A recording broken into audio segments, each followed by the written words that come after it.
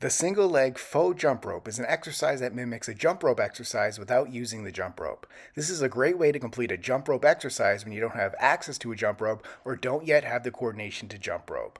Hopping on one leg improves balance, coordination, and lower body strength while targeting the calves and stabilizing muscles in the legs. Here's how to do it correctly. Stand on one leg with the other foot off the ground positioned in front of your body. Keep your hands at your sides as if holding a jumping rope with your elbows slightly bent. Tighten your core muscles to maintain balance and stability throughout the exercise. Begin by hopping lightly on the standing leg. As you hop, rotate your wrists in small circles to simulate the motion of swinging a jump rope.